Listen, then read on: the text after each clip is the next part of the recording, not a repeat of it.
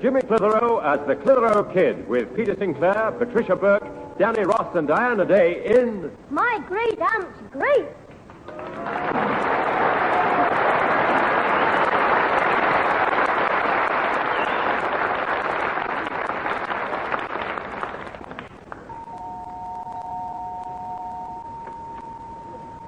Hello, Jimmy, it's me. I'm late. No, Alfie, the bank will be open for hours yet. Oh, good. I'll sit down and wait. Bank? There's no bank here. Oh, yes, there is. Jim's piggy bank. And it's had nothing to eat for weeks. Recitation. Spring has arrived and summer's nearly come, so please put some money in old Porky's tum. See, when you've finished, I've not come to see you. I've come to see your Susan. Oh, I'm talking about pigs, reminded me. Yeah, don't call Susan a pig. She rang me up on the phone. Oh, what did she grunt? Somebody that's a relative. And I never knew you and Susan had a great aunt called Lily. See, you're asking for it. Just go and tell your Porky, Susan, I mean. Where is she? Upstairs in a sty. Well, fetch her down there. See, I'll give you such a smack. I'll do the smacking, Alfie. I thought you were supposed to be tidying up the front room, you mischief, you. When your great Aunt Lily arrives, I don't want this place looking like a junk shop that's been struck by lightning. Now get back in that front room and don't come out again till you've finished tidying up. Right, Mum. He's going to be trouble today. I can feel it in my bones. Perhaps he's just excited because his auntie's coming home. Great shit. Yeah, but I don't mean great fat. I mean great auntie. Yes, I know what you mean, Alfie. Mind, the last photo we had from her, she had put on a bit of weight. And it's not surprising the job she's been doing. What's that? Stewardess on a cruise liner. Oh, they get really good meals on board, and then there's the trips ashore and all that foreign food. And she says in her letter that's why she's retiring. She was getting broader and the gangways were getting narrower. It was only a question of time before she got stuck in one. Hey, she sounds a funny woman. Yeah, Susan said she was your auntie, really. No, not auntie, really. I mean, there's no such name. You're Auntie Lily. And she called him Mrs. Somebody. Is she married? She's called Mrs. Arnold. Her husband's the purser on the same boat. He's got a few more years to do yet, so they've bought a house near here, and she's retiring first to get the home set up for the two of them. Oh, so she's calling here because she doesn't know where the house is. No, not doesn't know where your house is. If she did, she couldn't call that. The house isn't ready for her to live in yet. After you, Susan, my dear. Thanks, Grandad. Well, it's all fixed, Mother. Mr. Higginbottom's calling to pick me up in his taxi to go to the station and meet Auntie Lily. Aye, he'll be here in half an hour, Pat. Oh, that means she'll be here within the hour. Oh, and here's me with tidying up to do, and I've got to go up and get changed yet. Oh, well, it could help you, Mrs. Clitheroe. Not to get changed. Although, I mean, I could shut my eyes and hand you things if you... Hello, Susan.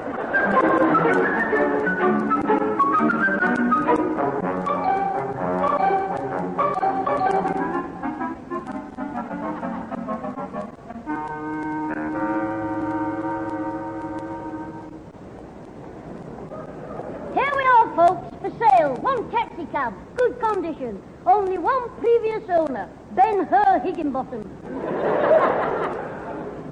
Oh, for one squeeze of that windpipe.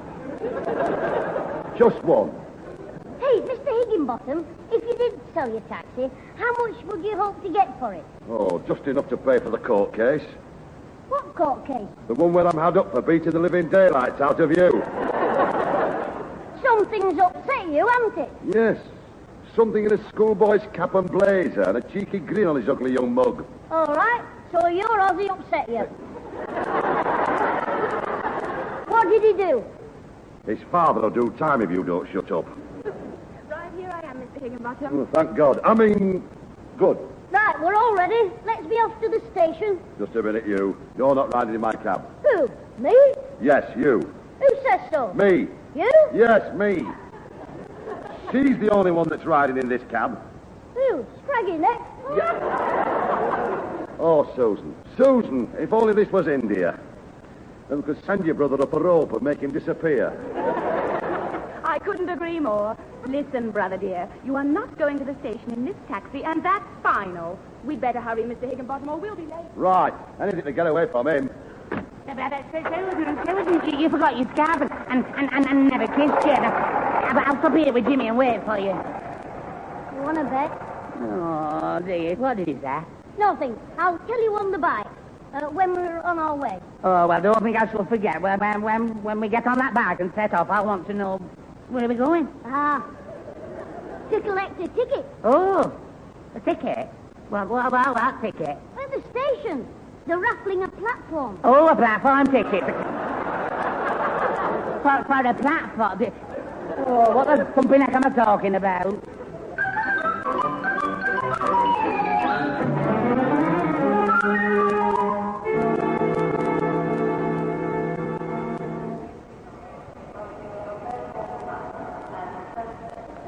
Well, Susan, the favourite grandniece after all these years. Missy, where's all this luggage you've got? I said to Percy when I left the ship, I said, I'll bet I get a few pleasant surprises when I see them all again. Your luggage, Missy. The luggage is over there. Oh, you're looking well, love. How's your mum and your granddad? Oh, they're fine. And how's my little darling himself, my little Jimmy? Oh, him. I'm afraid he's just as big a nuisance as ever. Take no notice of her, Auntie Lily. Oh. It's all lies. Get the truth from honest Jim. Oh, here he is. And how are you, Jimmy? Oh, smashing, Auntie Lily. How's yourself? Fit as a fiddle. With just one or two strings busted, you know. I wasn't expecting you. What brought you here? A twitch on a motorbike. That'll do. What are you doing here? I told you not to come. You said I hadn't to come in Mr. Higginbottom's taxi. You said nothing at all about Alfie's bike. The man said, don't put your eye there. It's my left luggage office. There's a park out round the park out. There's a car park round the back. No, not round the back of my office, round the back of the station. You'd have to look in. You'd be, hello, I'm Alfie. Yes, well, you've got to be something, haven't you? Pardon? I've stuck your luggage in the cab, Mrs. Let's get moving. Right, open the door, Mr. Taximan. Move the hens over while I get in. Oh, it's more than flesh and blood can stand. Clitheroe, you're not riding in this cab. Oh, yes, he is. He's riding with me. He's not, you know. Oh, isn't he? Jimmy, go and fetch a policeman. Policeman? Yes, you know, Mr. Higginbottom. They have blue uniforms and big feet. One nabbed him for charging a passenger £1 too much. Shut up. Look, Mrs., do we have to take him with us? Yes, if you don't want reporting for refusing a fare. In you get, Susan. Come on, Jimmy. Right, Auntie Lily. Thanks, Auntie. Cheerio, Alfie. Cheerio, gentlemen. Wait a minute. You're not going in the taxi, are you? Yes. What about me and my bike? Oh, there isn't room for both of you. Tell you what, Alfie, we'll take your bike and you can walk.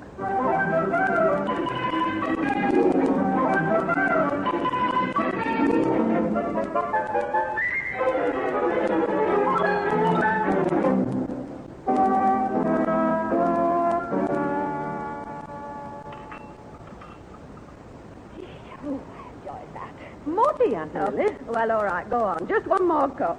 I don't have to be round at the hotel yet. Hotel? What hotel? Oh, I haven't told you yet, have I? Percy rang this hotel from the ship and got me booked in for the night. It's, called the Grosvenor, City Road. The Grosvenor? Oh, that'll cost you £1 or two. Yes, $3.50, bed and breakfast to be exact. Look, Lily, we're not going to have you pinned through the nose at some fancy hotel. Of course not, Auntie Lily. Look, you're going to stay here with us for a few days, if you like, till the house is ready. Oh, well, I don't know. I mean, it's very kind of you, but, well, for a start, I didn't know you had a spare room. Oh, we can soon fix that, Auntie Lily. The weather's nice and warm just now. Our Susan can sleep in the coal house. What was that about our Susan? Take no notice, Susan. Come in, Alfie. We're just having some tea. Oh, thanks, Miss Clitheroe. I've seen to your luggage, Mrs. Arnold. Yeah, I've seen to your luggage, Arnold. Mrs. Tulip. Daffodil. Lily Gump. Mrs. Lillygum. I've put it in the hall. Oh, thanks, Mr. Hall. No, not at all. I mean, oh.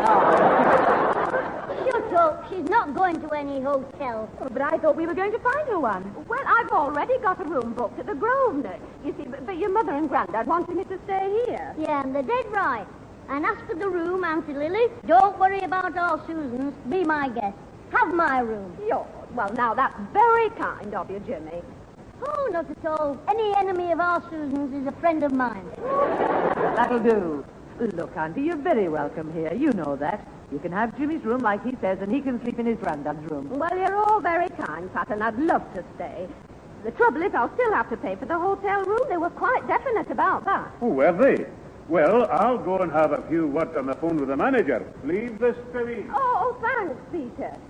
Now, Pat, I don't want to put Jimmy out. You say he can sleep with his granddad? No, he can't sleep with his granddad, but he'll lie awake all night with his granddad, listening to the snoring. Oh, you should hear him.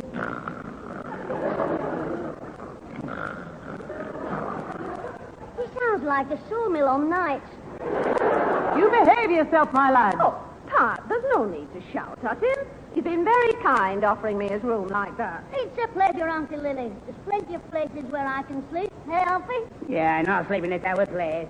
There was enough trouble last time. I told you about it, didn't I, Susan? Yes. Our Jimmy slept there just one night, and the result was a broken glass jug, Alfie's mother being drenched to the skin in her nightie, and complaints from the neighbors. Well, I thought it was a burglar I heard. Anyway, good Alfie's dad of going for a drink of water in the middle of the night. Mind, it was funny when the neighbours heard what Alfie's mum shouted to his dad after the accident with the water jug. What did she shout, Jimmy? You great big fool! You've wet the bed!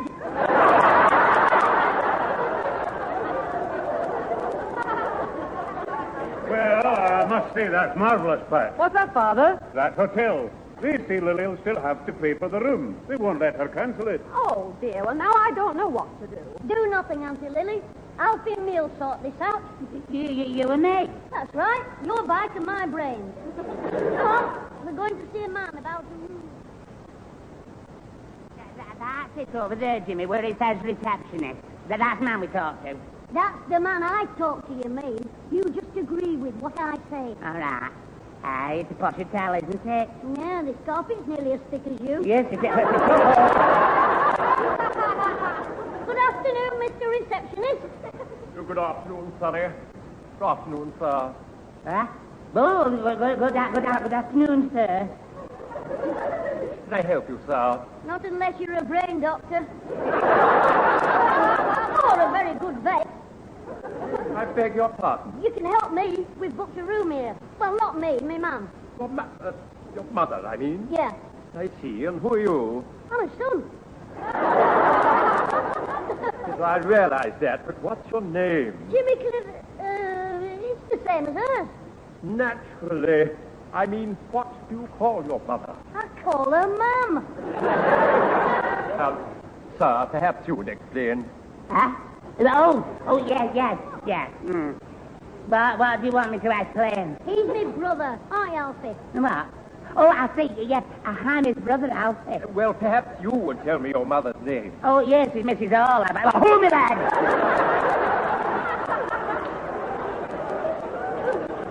Sorry, Alfie. Her name's Mrs. Arnold.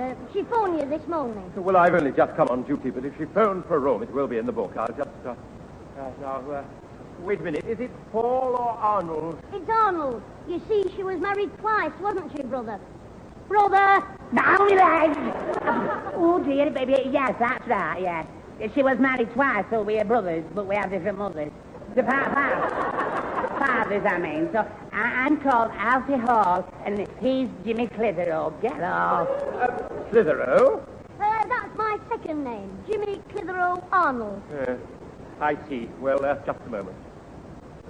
Yes, Mrs. Arnold, one single room. Yes, she's booked in all right. Yes, well, my mum said we have to make sure you'd given her a very big bed. You mean she wanted a double bed? Well, it's for 5 of us. 5? Yes, my mum, me, Alfie, and me 2 sisters.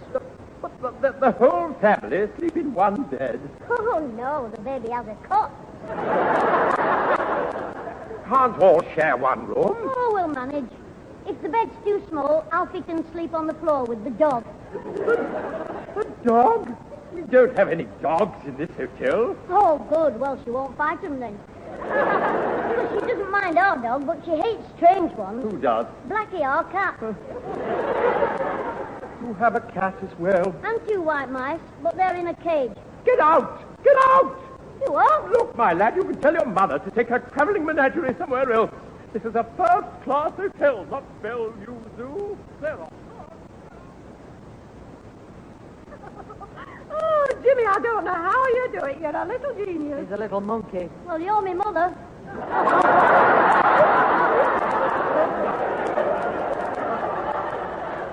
All right. Well, anyway, son, you've saved me £3.50. So the least I can do is give you the odd 50 pence. Pass my bag over. I don't like taking money off you, Auntie Lily. Here's your bag. Well, for once we agree, son. I don't like you taking money off Auntie Lily either. You what? He gets quite enough money, Auntie Lily. I don't want you to give him 50 pence and spoil him. But Patty deserves something for helping me. Yes, ma'am. Couldn't you just give me 25 pence and half spoil me? No, you're not getting any money. 10 pence? I told you. Well, would it be all right if she bought a nice lolly and gave me a lick?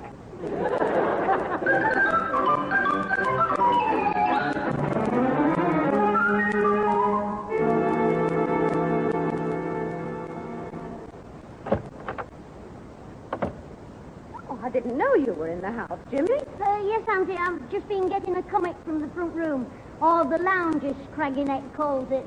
I thought you were in the garden playing cricket with Ozzy. I was, but do you think you could forget it?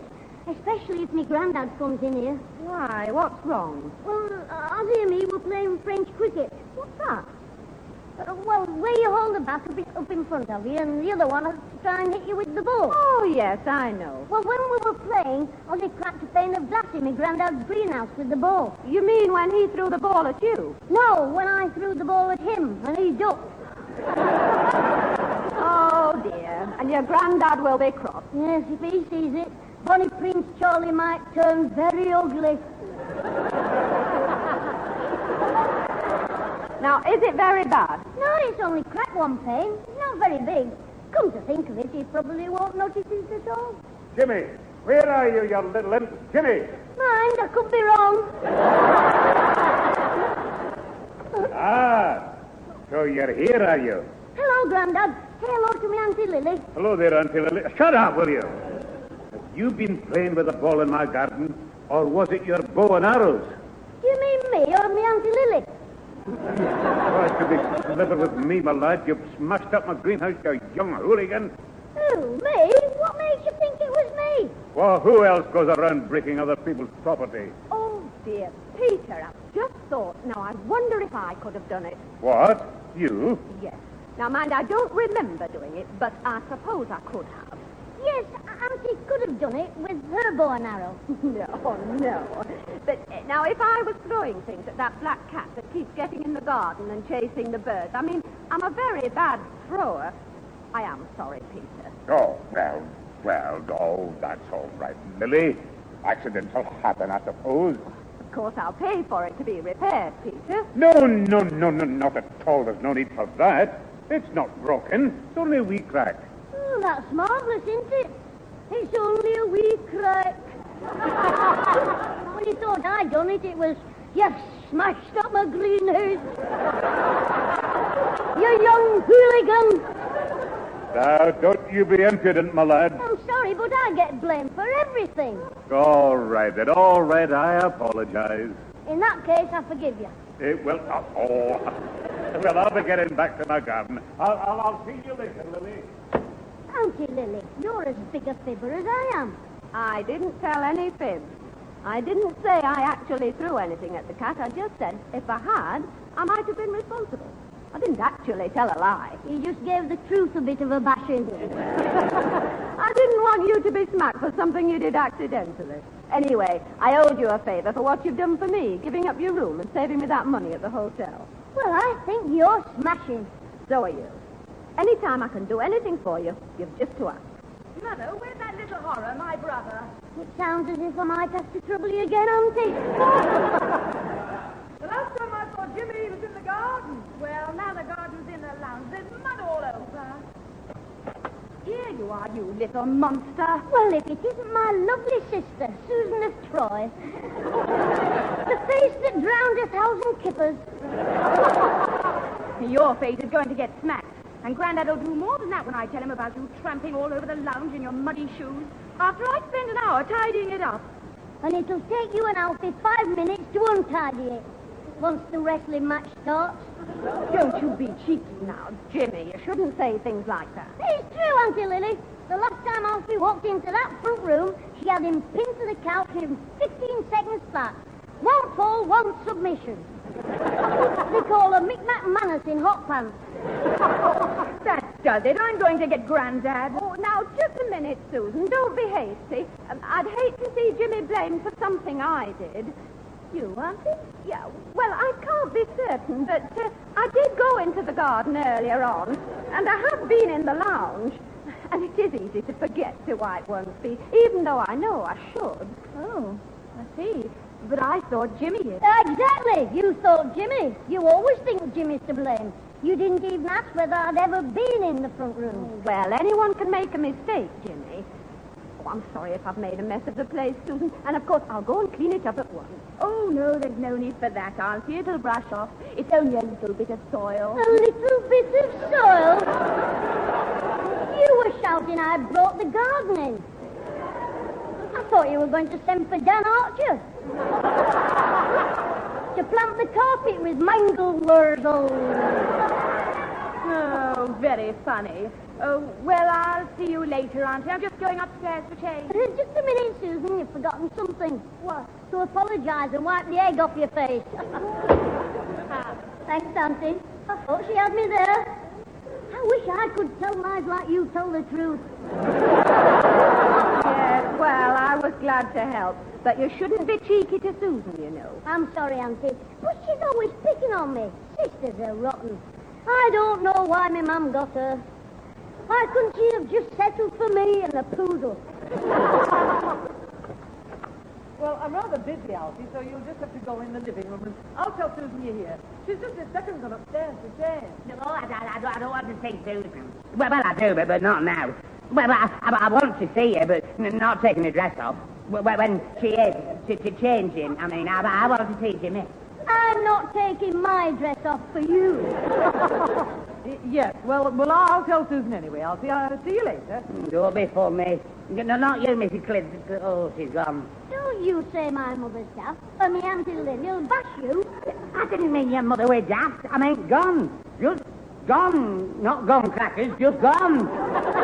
Well, who is Crackers then? I don't know. But I mean, no one is. Is that what the doctor told you? Yes, no. Look, I haven't been to see a doctor. Well, how are you going to get better? I don't know. I don't want to. But there's nothing wrong with me. Oh, good. Well, you could go and tell your mum not to worry. Ta-ra. Bye-bye, Auntie Lily. I'll see you when I call for Susan later. See, what am I doing? I've just come. Look, now, stop being funny. I've come to tell you you're going to get smacked. What's the trouble, Alfie? You can have a rest, Auntie. Leave this one to me. What's wrong with you, Alfie? Mr. Higginbottom. Oh, that's a nasty complaint. It's you that's got trouble with Higginbottom, and he's in a nasty temper. He told me when I bumped into him. Well, not him, his wheel. No, not his wheel. It's taxi. Alfie! What are you talking about? About 90 words a minute. All rubbish. Now, listen. He told me he'd deal with me when he came to bash you. After he told me to keep quiet about the blonde. I know it's a daft question, but what blonde? That's it. The barmaid from the Rose and Crown. Betty the barmaid from the Rose and Crown? Yes, Betty the barmaid from the Rose and Crown. And when I said I'm sorry for bumping into you, Mrs. Higginbottom, she wasn't. No, sorry, she wasn't Mrs. Higginbottom. So he said he was just giving her a lift home, and if I opened my mouth, he'd put his boot in it. But, Alfie, that's no reason to be cross with Jimmy. Well, not you cross. I mean, Mr. Higgins. Oh, dear, you've got me doing it now. Well, he said he'd bash Cosby. Jimmy, not Higginbottom, though he does, but not today. It was Jimmy, so he was going to bash him. Not Cosby bash him, Mr. Higginbottom. Shut up! Now, did you hit Ozzy, Jimmy? Well, he asked for it. First he moved his head, and then he wouldn't pay for my granddad's greenhouse window. Then he tore his shirt and blamed me. Now, how did he tear it? He pulled away while I was holding him by the collar. So I'm completely innocent. Anybody in? Oh, Higginbottom. Well, just go and explain how I'm innocent, Alfie, and give him the price of a pint. I'm not going near that monster. I don't want a mouthful of foot. Now, don't don't worry. Higginbottom's not going to hit anybody while I'm here. Come on to the door, Jimmy, and don't be frightened. I'd sooner be frightened than stop here. Now, don't be silly. I'll deal with him. Come on, and you, Alfie. All right. He's in a hurry. Yes, well, he can smell fresh blood. You're a bit impatient, aren't you, Mr. Higginbottom? Oh, it's you, missus. Well, I am impatient to get my hands on that little brat. You can't talk to Alfie like that. Or he'll stop you. Won't you, Alfie? Yes, no, I shall talk. No, you're not going to hit anyone, Mr. Higginbottom, unless you want to start with me. Now, look, he belted our Aussie and tore his shirt. Well, that's no reason for you to belt him. All right, his grandad can belt him. When I finish telling Pete what this little grandson of it has been. Oh, we're telling tales now, are we? Well, two can play at that. Yes, tell, tick, your tongue will split. And all the little rats will have a little bit. It's dogs, not rats. Not in Higginbottom's house, it isn't. This blonde barmaid you drive around in your taxi, what does Mrs. Higginbottom think about it? She doesn't know. Oh, not yet. But she will do if we start telling tales. Are you blackmailing old... Piggy, what are you doing here at this time of day? I came to see that grandson of yours. Would your wife be in just now, Mr. Higginbottom? What do you want Jimmy for? Well, I came to ask him if he wants to come and play with our Aussie. Well, Jimmy, now isn't that nice? So you, Auntie. You're not just a great aunt, you're the greatest.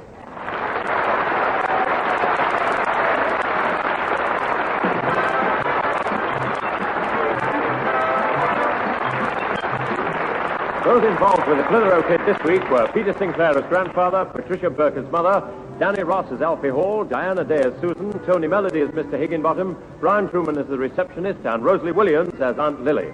The program was written by James Casey and Frank Roscoe, produced by James Casey, and starred Jimmy Clitheroe as the kid himself.